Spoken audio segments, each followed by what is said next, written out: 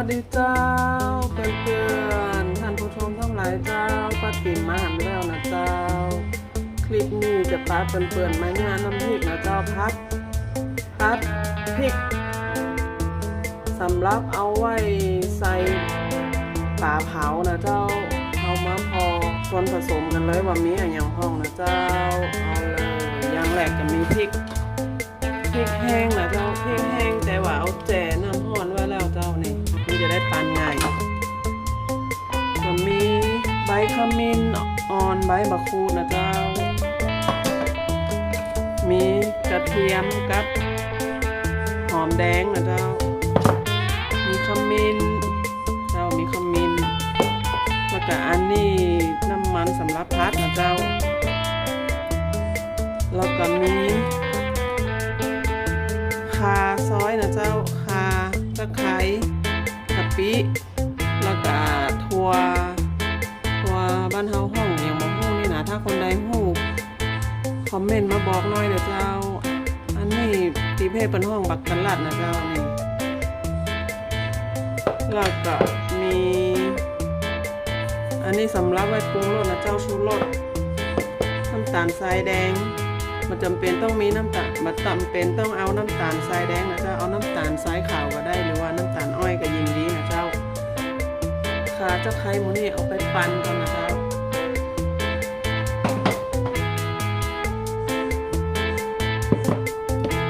ส่วนปรุงหมูนี่เอาไปเผาเอาเครื่องตีห้องนั้นไว้เอาไปปั่นรอกันแต่พี่นี่จะปั่นแยกนะเจ้าเหมือนเดิมเหมือนกับคลิปก่อนนะเจ้าโอเคเอามาปั่นกันก่อนนะเจ้าเนาะ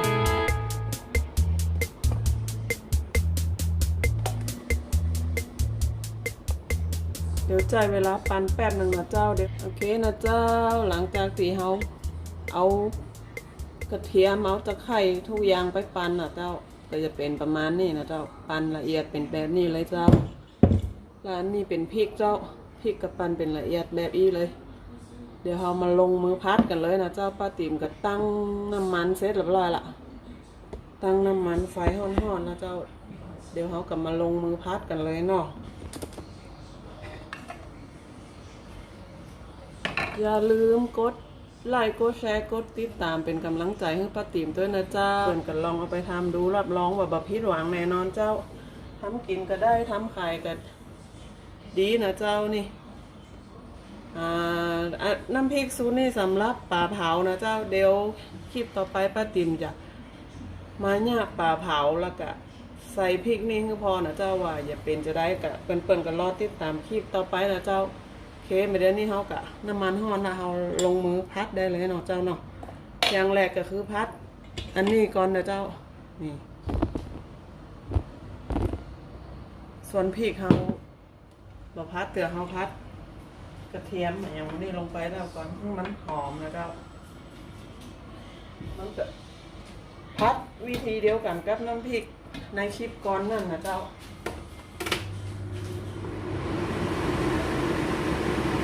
ก่อยลงนะเจ้า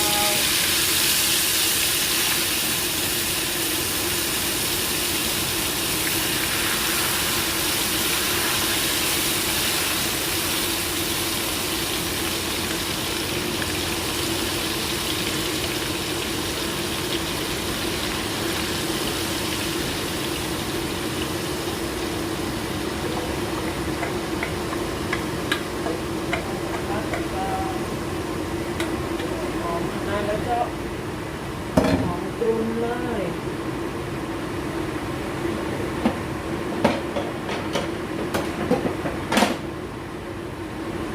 แกวนี่ลงไปกับหอมแล้วเนี่ยเจ้าเนาะต่อไปครับแกวนี่ลงไว้เจ้าใบ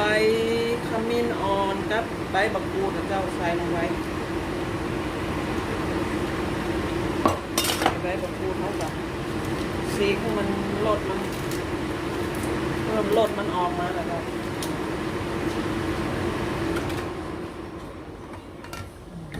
มันพริกเขาจะได้หอมเนอะเปิดไฟกลางๆเลยเปิดแบบนี้เปิดไฟแห้งล่ำเปิดไฟแห้งล่ำเดี๋ยวมันจะไหม้นะเจ้าตั้งลุมเดี๋ยวมันไหม้แต่ น้ำพริกเฮามันก็จะเสียรสชาติมันก็จะบะหอมมันก็จะบะล้ำนะเจ้าเราพอใกล้ๆเลยโอ้ยพัดไปสัก10 นาทีก่อนเอาพริกลงนะเจ้า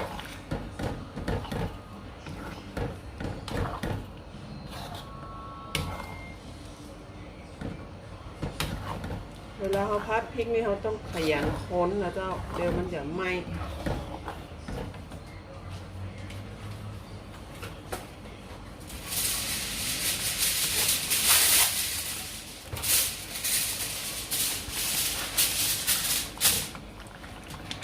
กระเด็นเจ้ามันเดือดมันกระเด็นสูตรนี้ใส่ขมิ้นไหมคะก็จะเหลืองๆ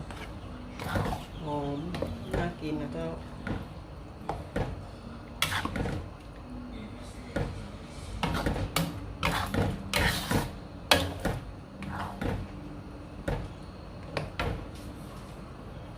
อันนี้ก็ทำแก้ไว้ใส่ไว้ในตู้เย็นนะเจ้า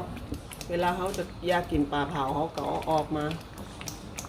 ง่ายๆนะเจ้าเขาเนี่ยเอาไว้ละหอมอร่อยรับรองกับผิดหวังแน่นอนเจ้าเปิ่นๆลองไปทำรู้นะเจ้าเป็นกำลังใจให้ป้าติ๋มด้วยนะเจ้า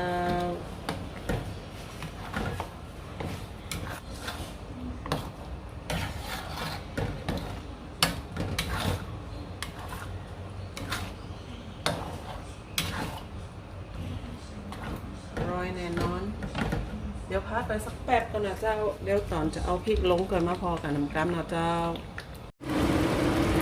โอเคนะเจ้าหลังจากที่เขาพัดได้ประมาณ10 นาทีแล้วหันก็เจ้าเดือดสบุนควันออกจุ้งๆเลยนะเจ้าตอนนี้เขากะได้เวลาเอาพริกลงแล้วนะเจ้า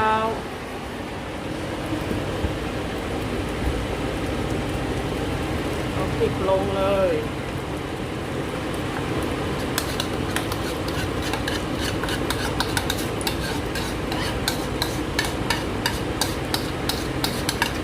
ติ๋มมีเดี๋ยวป้าติ๋มจะแปะปริมาณสูตรของน้ำพริกสูตรนี่แปะไว้ใต้คลิปนะเจ้ามีส่วนผสมมีส่วนผสมมีปริมาณนะเจ้าปิดไว้ใต้คลิปให้เลยเด้อเพื่อนๆลองเอาไปทำดูเจ้า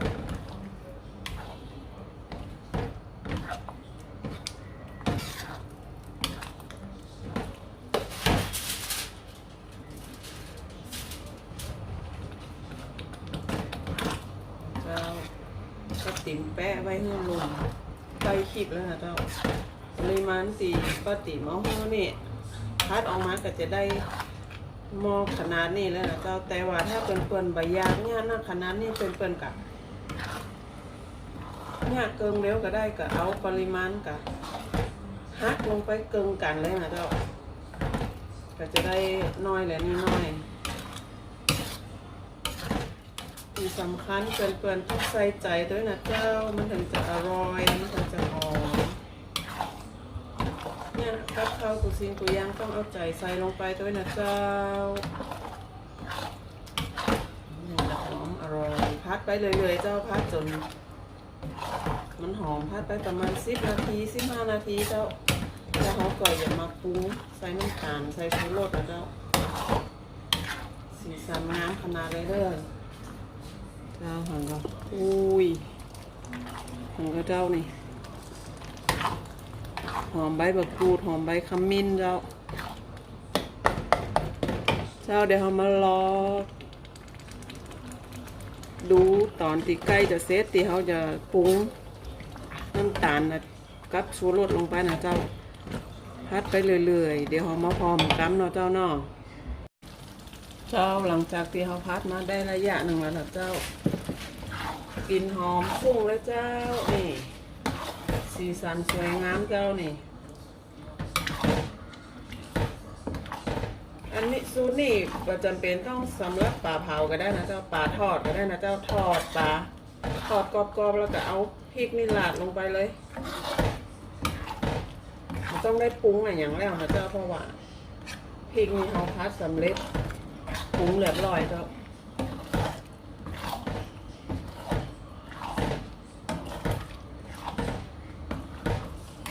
ใส่ปลาทอดปลาย่างปลาเผานะเจ้า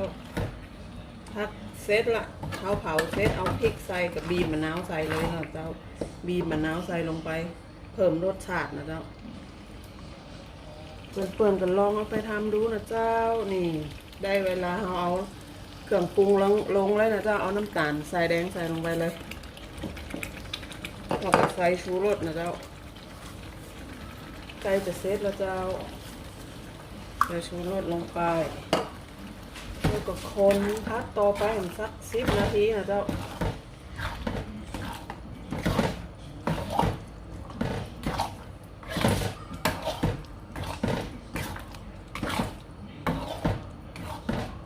ถ้ามีน้ำตาลอ้อยยิ่งดีนะเจ้าน้ำตาลอ้อยมันเนี่ยน้ำพริกเขาสีน้ำแล้วก็รสมันจะกลมกลอมด้วยนะเจ้าแต่กันแล้วแต่เจ้ามีน้ำตาลอะไรอย่างก็ใส่น้ำตาลนั่นได้เลยเจ้าน้ำตาลทรายขาวก็ได้ทรายแดงก็ได้น้ำตาลอ้อยก็ได้นะเจ้า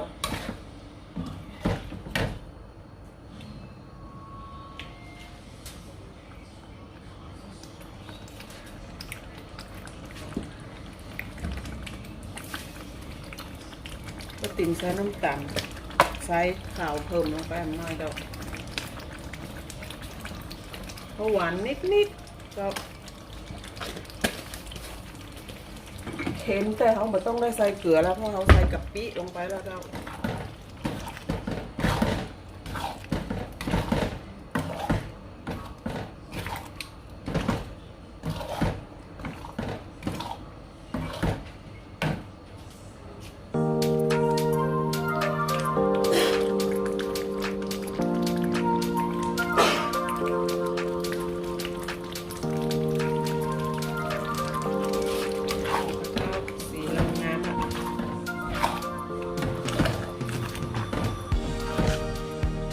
ซุปนี่มันจะออกเหลืองๆมากเจ้าเพราะเขาใส่ขมิ้นลงไป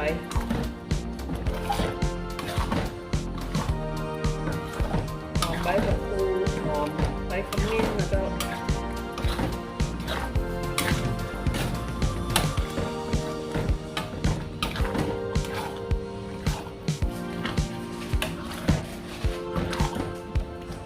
มาดูใกล้ๆค่ะน่ากินไหมคะสีสวยขนาดเลยเจ้าหอมก็เจ้าหอมทะลุจอเลยเหมือนก็เจ้านี่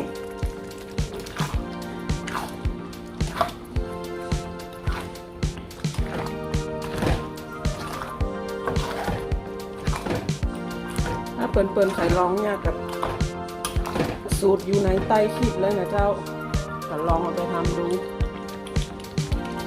ติ่มแปะสูตรไว้ติดใต้คลิปนะเจ้า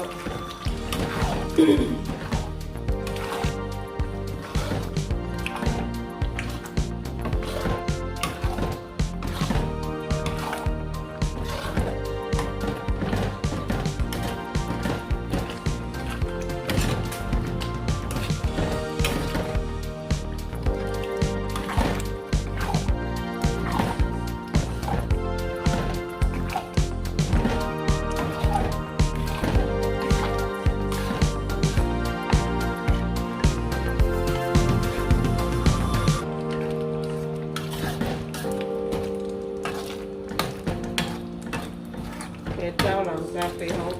ปรุงเรียบร้อยแล้วเขาพัดมาได้สักระยะหนึ่งแล้วนะเจ้าแบบเซตแล้วนะเจ้าก็จะเป็นประมาณนี้เลยนะเจ้านี่รอมันเย็นเขาก็เก็บใส่ตู้เย็นไว้เลยเจ้าเดี๋ยวคลิปหน้าป้ากันไหมนะเจ้าคลิปนี้เอาไว้แค่นี้ก่อนเนาะคลิปหน้าป้ากันขอเพื่อนๆเป็นกำลังใจให้ป้าติ๋มด้วยนะเจ้าถ้าชอบก็กดไลค์ถ้าใช่ให้กดแชร์กด Subscribe กดติดตามให้ด้วยนะคะป้าติ๋มนะคะไม่แชนเนอร์ค่ะเดี๋ยวเจอกันใหม่คลิปหน้านะเจ้าสวัสดีเจ้า